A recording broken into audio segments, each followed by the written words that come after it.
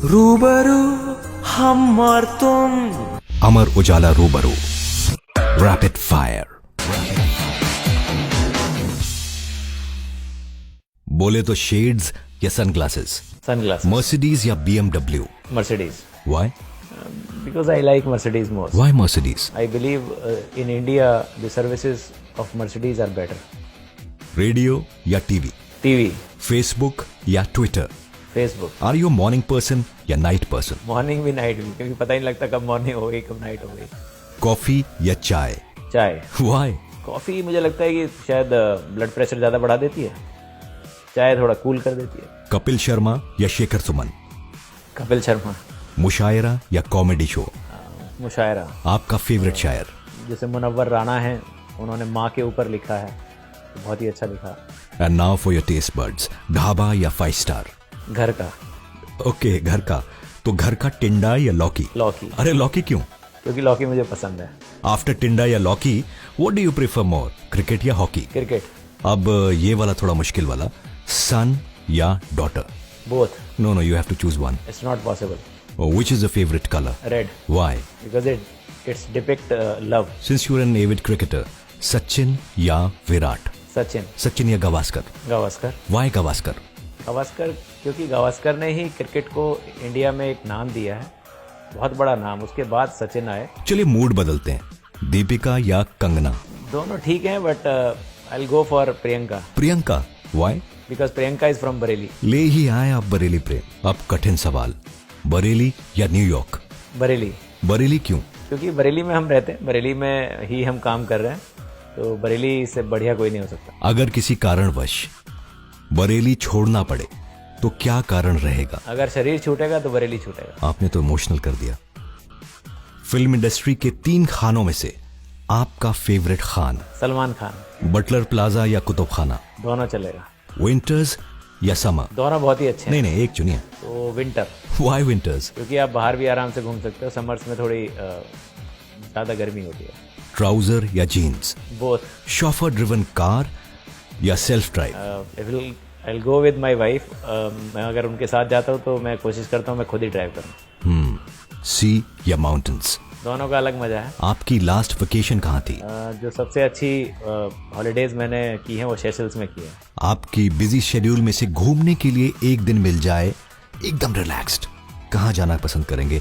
India में कहीं या अब्रॉड? डिपेंड करेगा कि एक दिन में जाना भी है और लौटना भी है। चलिए आपकी सहूलियत के लिए हम कहते हैं कि सपोज जाने में 1 सेकंड लगेगा और आने में तो आधा सेकंड लगेगा। अब बताइए। तो इंडिया भी बेटर है, लेकिन मैं अभी सेशल्स होके आया था, तो मुझे लगता है सेशल्स इज मच बेटर। इन्वर्टिस का अगर मैं इंटरनेशनल बेंचमार्क पूछूं तो क्या रहेगा, MIT या कार्नेगी मेलन? दोनों यूएस में है, but Carnegie Mellon is much better मेरी नज़र में। कंप्यूटर में वो नंबर 1 है और वो भी प्राइवेट यूनिवर्सिटी है, तो मैं चाहूँगा कि कार्नेगी मेलन जैसा बनाया जाए। आपको किस चीज से डर लगता है? किसी से नहीं। भगवान इन 1 वर्ड? एक शक्ति है, अनदेखी शक्ति। अमर उजाला रूबरू, बेहिचक बेझिझक। सपोज अगर आप डॉक्टर उमेश गौतम एजुकेशनिस्ट नहीं होते तो क्या होते? तो मैं शायद एक क्रिकेटर होता। क्रिकेट में किसको सबसे ज्यादा फॉलो करते हैं? MS धोनी। और पुराने क्रिकेटर्स में? पुराने क्रिकेटर्स में कपिल देव मुझे बहुत पसंद है। If there was control Z in life, वो कौन सी 2 चीजें हैं जिंदगी की जो आप बदल देते? ऐसी चीज़ें तो बहुत ही मुश्किल है, क्योंकि ज़िंदगी में जो चीज़ें मिली हैं वो बड़ी मुश्किल से मिली हैं, चाहे वो फैमिली हो या जो मैं काम कर रहा हूँ वो हो। तो मेरे ख्याल से मुझे नहीं लगता कि मेरी ज़िंदगी में कोई 2 क्या 1 भी चीज़ ऐसी है जिसे मैं हटा सकूँ या इरेज कर सकूँ। अच्छा, आपको जिंदगी से कोई गिला है? ज़िंदगी में कोई गिला नहीं। अगर आप ना एजुकेशनिस्ट होते ना क्रिकेटर होते तो क्या होते?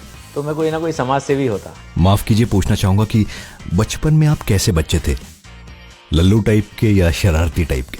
जब मैं क्रिकेटर था तो नेचुरल है, थोड़ा शरारती रहा हूँगा। कोई बचपन की शरारत हमसे शेयर करेंगे? शरारत तो नहीं कह सकते, पर क्रिकेट का शौक ऐसा था कि अगर थोड़े पैसे भी कम होते थे तो एक मोटरसाइकिल पे करीब 8 बच्चे बैठ के भी चले जाते थे, सेव करने के लिए कि पैसा सेव हो जाएगा लेकिन पहुंच भी जाएंगे। बड़े डरते डरते पूछ रहा हूँ, बचपन में कभी डांट पड़ी थी आपको? हाँ, डांट तो पड़ी, क्या एक बार नहीं अनेकों बार पड़ी होगी। क्यों पड़ी थी डांट? ये ऐसा खास नहीं, बट यही होता था कि भाई पढ़ना है और खेलने में मेरी थोड़ी ज़्यादा रुचि रहती थी, तो उसी को लेकर अक्सर डांट पड़ जाती थी। ऑल टाइम फेवरेट मूवी कौन सी है? फेवरेट मूवी वैसे मुझे जो ज़्यादा इंस्पायर करती है मूवी, वो ज़िंदगी ना मिलेगी दोबारा है, तो मुझे काफ़ी इंस्पायर करती है। बाकी दंगल है और चक दे इंडिया है, काफ़ी मूवीज़ हैं।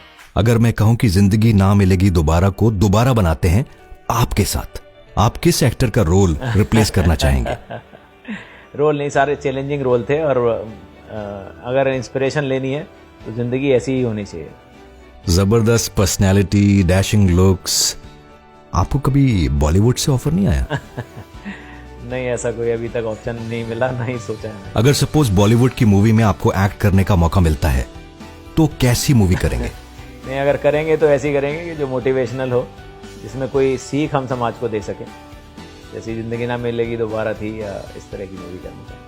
कभी बरेली में झुमका गिरा था, कभी बरेली की बर्फी। आखिर ऐसा बरेली शहर में स्पेशल क्या है? क्यों रहता है बरेली चर्चा में? बरेली बहुत ही महत्वपूर्ण नगरी है। इसको पर्यटन के लिए भी शायद हम बढ़ावा नहीं दे पाए अभी तक, लेकिन आप यकीन मानिए, बरेली पौराणिक कथाओं में भी जाएंगे तो वहाँ रोहेलों की धरती ये निकल आएगी। और बरेली का इतिहास बहुत बड़ा है। महाभारत में जब द्रौपदी और युधिष्ठिर यहाँ पर आए थे अपनी पूरे परिवार के साथ, तो यहाँ रुके थे। यहाँ पर उन्होंने मंदिरों की स्थापना करी। बरेली में चारों तरफ शिवजी के मंदिर हैं, तो काफ़ी बड़ी ऐतिहासिक धरोहर यहाँ पर है। यहाँ पर मुस्लिम समुदाय का आला हजरत है, जो बताते हैं कि जिस तरह से अजमेर में दर्शन करते हैं, उसके बाद यहाँ दर्शन करना ज़रूरी होता है। तो इस तरह का काफ़ी पवित्र धरती ये मानी गई। और मुझे लगता है कि यहाँ जो भी लोग रहते हैं उसमें कोई ना कोई एक स्पेशल एनर्जी रहती है, चाहे वो बॉलीवुड में जाएं या कहीं भी अगर आप देखेंगे तो बरेली के लोग काफ़ी धूम मचा रहे हैं इस देश में। बरेली की बर्फी के बाद अगर हम बनाएं बरेली की इन्वर्टिस, तो उसकी स्क्रिप्ट कैसी रहेगी? मूवी अगर बनाएंगे तो ऐसी बनेगी कि जो यहाँ का कोई स्टूडेंट हो और उसने अपने जीवन में ज़बरदस्त सफलता हासिल करी हो।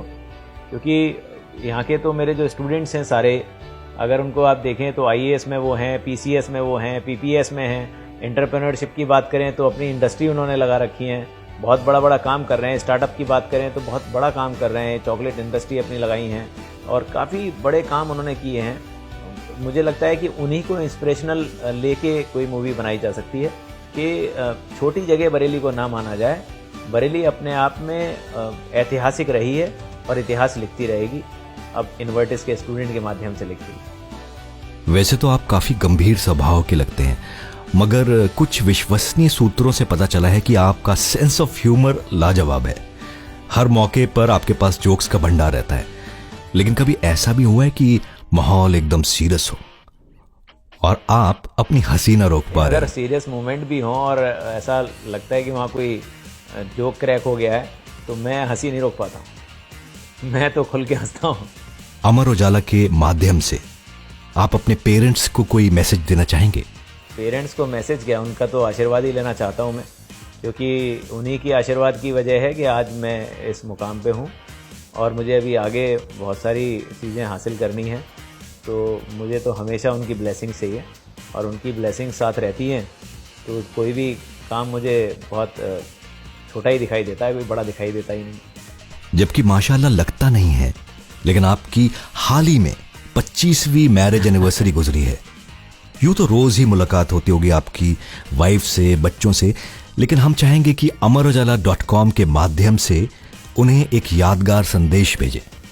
मैंने एक बात कही थी जिसको मैं यहाँ रिपीट भी कर सकता हूँ, क्योंकि वो मेरी वाइफ के लिए थी।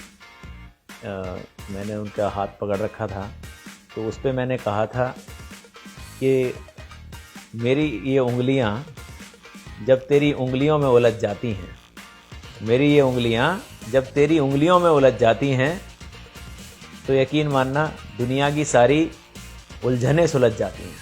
वाओ, रोमांटिक एंड फिलोसॉफिकल एक साथ। यही मैसेज है मेरे को। अब बच्चों के लिए भी कोई संदेश?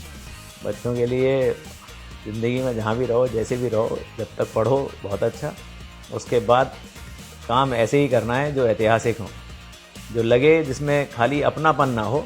अपने लिए तो दुनिया करती है, अपने लिए आपको भी करना चाहिए, लेकिन समाज को भी देख के करना चाहिए, उनको भी जोड़ के चलना चाहिए।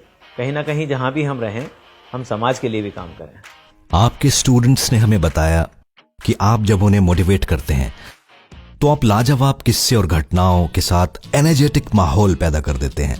तो अमर उजाला के दर्शक क्यों महरूम रहे? एक छोटा सा सैंपल हो जाए। अमर उजाला के लिए मैं ये कहना चाहता हूँ, और अमर उजाला के जितने व्यूवर्स हैं उनको ये कहना चाहता हूँ कि हम जो इंसान हैं वो एक बारिश की बूंद की तरह है। बारिश की बूंद की तरह है। अगर हम खुले में खड़े हैं तो बूंद अगर हमारे साफ हाथों पे पड़ती है तो उसको हम पी भी सकते हैं। वही बूंद अगर नाली में पड़ती है तो हम शायद वहाँ पैर भी लगाना पसंद नहीं करते। और वही बूंद अगर कमल के पत्ते पे पड़ती है तो एक मोती सा रूप दिखाई देने लगता है। और वही बूंद अगर किसी गर्म तवे पे पड़ती है तो भाप बन के उड़ जाती है। और वही बूंद अगर ऑयस्टर के अंदर चली जाती है, यानी कि सीप के अंदर, तो मोती ही बन जाती है। तो मैं ये कहना चाहता हूँ कि इंसान एक ही होता है, लेकिन वो किसके साथ है डिपेंड करता है उसके ऊपर। अगर वो सही आदमी के साथ है तो वो सफल भी हो सकता है, बहुत ज़्यादा सफल हो सकता है, और अगर उसका साथ खराब है तो वो नीचे भी गिर सकता है। इसलिए सारे इंसान, मैं तो यही कहना चाहता हूँ जितने भी अमर उजाला के व्यूवर्स हैं, कि आप उस बारिश की बूंद की तरह हैं। अपना साथ अच्छा चुन लीजिए, जिंदगी अपने आप सफल हो जाएगी। अब बरेली वालों के लिए भी कोई संदेश, खासकर उन लोगों के लिए जो मायूस रहते हैं? जो मायूस रहते हैं उनके लिए एक ही संदेश है कि जिंदगी में मायूस होना या मायूस कोई वर्ड नहीं है। जो लोग एक्सक्यूज देना चाहते हैं लाइफ में, वो ही मायूस होते हैं। तो उस एक्सक्यूज को हटा दीजिए, लाइफ अपने आप अच्छी होने लग जाएगी। क्योंकि मायूसी है क्या? मायूसी है जब आपको काम नहीं करना है। अगर काम करना है, वो छोटा या बड़ा हो सकता है, आपकी ईगो अटक रही है, वो एक अलग बात हो सकता है कि कोई ईगो है, मैं ये काम नहीं कर सकता, तो उस ईगो को छोड़ दीजिए, मायूसी अपने आप हट जाएगी। डॉक्टर उमेश एक गजब के मोटिवेटर हैं और हमेशा वो अपनी उपस्थिति मात्र से आसपास एक सकारात्मक वातावरण बना देते हैं।